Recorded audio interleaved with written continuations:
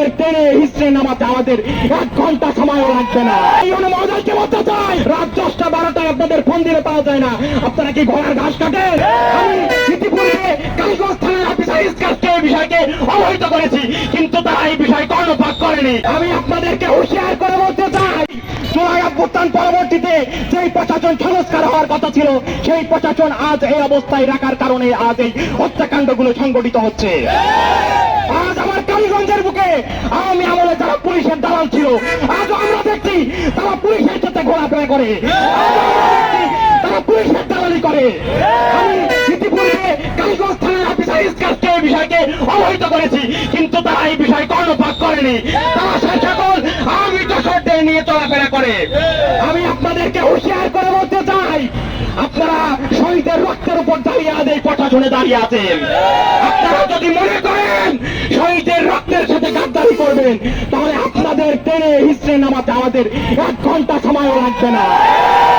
আমি কালীগঞ্জ উপজেলা ইউনো মহোদয়কে বলতে চাই, আপনাদের সংকটময় মুহূর্তে আপনাদের পাওয়া যায় না।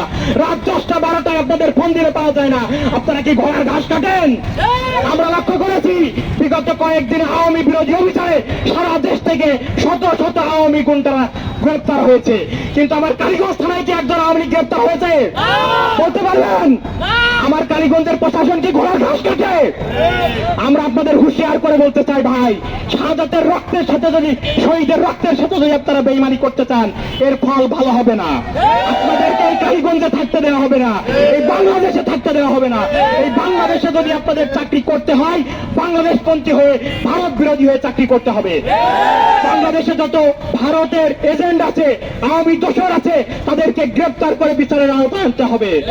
আমি সর্বশেষ বলতে চাই, জুলাই অভ্যুত্থানে যারা হত্যাকাণ্ড ঘটিয়েছে, সেই সকল হত্যাকারী এবং শহীদ ওসমান হাদির হত্যাকারী যারা এখন ভারতে আশ্রয় নিয়েছে, তাদেরকে অনতিবিলম্বে বাংলাদেশে ইন্টারপোলের মাধ্যমে ফিরিয়ে দিয়ে তাদের সঠিক বিচার নিশ্চিত করতে হবে।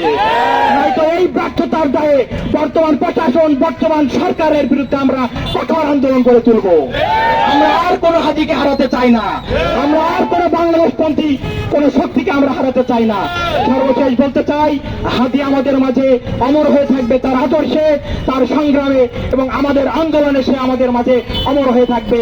ইনকিলাব জিন্দাবাদ, শরীফ ওসমান হাদি জিন্দাবাদ, বাংলাদেশ জিন্দাবাদ। নারায়ণ তাকবীর।